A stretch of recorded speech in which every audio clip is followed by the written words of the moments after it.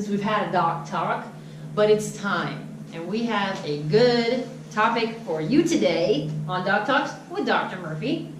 And Dr. Murphy, today we would like you to talk a little bit about PSAs and prostate cancer. So if you could just give us some just general information, things we need to keep in mind, what we need to know, all that. Prostate cancer. That's a scary word to men. Mm-hmm. Women don't have to worry about it. Yeah, last time I checked, I didn't have to worry about it. Not for me anyway. Maybe for Dave. I tell him to get his prostate checked all the time. He won't do Michelle, this is the time you need to be quiet. The prostate gland is actually below your bladder in males, okay? And there's a tube that runs through it that connects to the outside world, and that's where we pass water. The prostate gland in males can actually develop cancer in the 40s and 50s. And when it does that, it's actually really a bad cancer. Yeah. It's a very aggressive cancer. So that's really something you want to keep an eye on.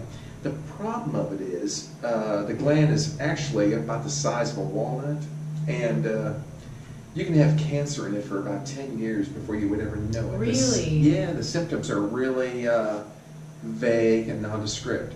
A lot of guys, when we get older, we have trouble urinating, and we sit there at the bathroom. It's like, oh my God, is this thing ever going to work? And yeah, you know, and you start to think about, you know, could it be prostate cancer? More likely than not, it's not cancer that's causing that. Mm-hmm. So the only way you can truly detect it is with a PSA and an examination.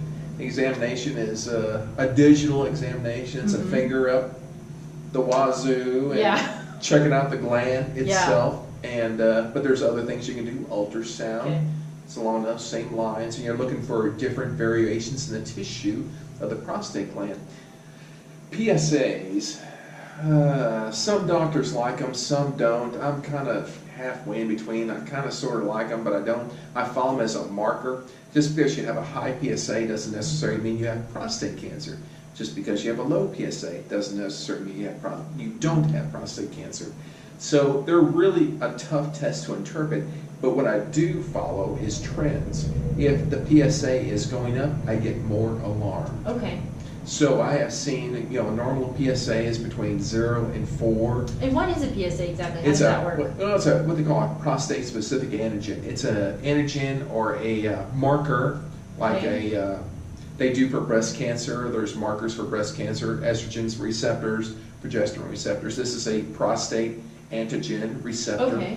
And so they're testing for the same type of receptors they do for women with breast cancer. And just because it's positive doesn't mean much.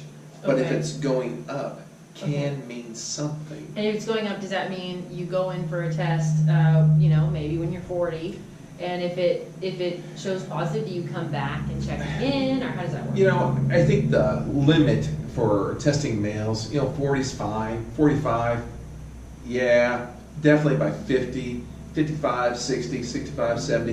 The interesting thing is 80%, or I'm sorry, about 20 or 30% of all males over the age of 80 have prostate cancer. Really? Yes. But it's a very low, slow-growing tumor, and they typically pass away from something else other than prostate cancer. And our problem in our medical community, in our medical society in the world today, is we're far able to diagnose prostate cancer than we are to know what to do with it once we find it. Oh, wow. So it's like you're 65, you have prostate cancer.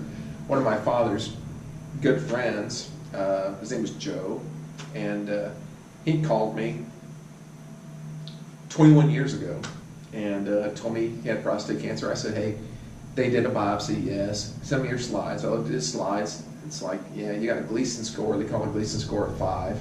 And I told him, I said, yeah, I just don't know what to do with this. It's kind of like, I don't know if I'd do anything. Yeah. And the doctors wanted to take out his prostate, do what they call a radical prostatectomy, where they take out the prostate and lymph nodes and everything else. And I'm like, I don't know if I would do that. They're like, well, they want to do this, they want to do that. I don't know if I would do that. Well, yeah. He's 21 years later. The guy's he's 87 years old now. Wow. Never done a thing about his prostate. and still fine. But Yeah. that's not to sit there and say it's a safe option, because he's been very diligent about getting it checked every year, and nothing changes. Oh, okay. So if nothing changes, don't worry about it. Yeah. The important That's thing probably is, hard to do though, huh? well, you have to be diligent about it Yeah. and get it checked every year. Yeah. But if nothing's changing, I wouldn't get too concerned about it. Yeah.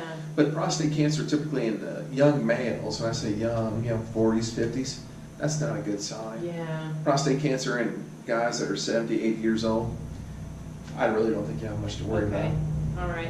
Yeah, and I know it can be, Dave, if you're watching this, if you have a history in your family of it, probably when you're 40-ish, you should do it? Not No? necessarily. Okay. Not All right. necessarily. The point of the whole conversation we're having right now is our ability to diagnose prostate Yeah. cancer far outweighs our ability to understand how to treat it. That's really kind of interesting and scary. It is, Yeah. because it's kind of like when you want to go treat, you're kind of walking into unknown territory, and depending on which doctor you go to, everybody's going to have a different opinion about what Yeah. to do. Because when this particular this guy, the friend of my father's, Yeah. came and told me all this, I called the urologist, and he goes, well, yeah, he needs to have a radical prostatectomy just to remove everything. Well, he Yeah. never had it done, and He's fine. he's fine. Yeah. Man, that's kind of tricky. It is. Because It I know is. it's I mean, a lot of doctors will take an aggressive approach to it, and I don't think that's really necessary. I think you Yeah. just need to take back a moment, and unless you're young, but if you're in your 60s, 70s, and you get a diagnosis of prostate cancer, I don't know if I'd worry about it too terribly much. Kind of just depends on the situation, huh? Yeah. All right. And I've taken care of a lot of people with prostate cancer, Yeah. and Okay. they, not every one of them did fine. And there's so many treatments for it. I mean, there's hormone treatment, there's radiation, there's microwave, I mean, there's surgery. And the Yeah. surgeries have come a long ways. They actually use robots to do Oh, wow. surgery now. Yeah. Like So- a lot of things, huh? Yeah.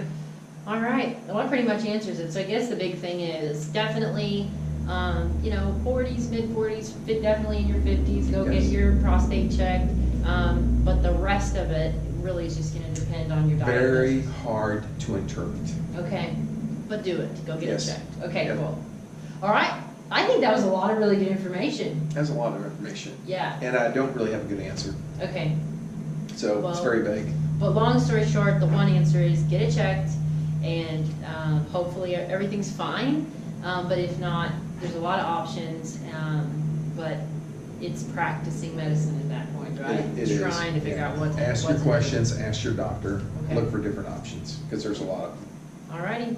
Well, thank you for that. I know I learned a lot. Now Dave's going to say, see? So, anyway, all right. Well, thank you so much for that. And thank you for the questions that you submitted for these Doc Talks. And I think that's everything. We hope you have a great rest of your day.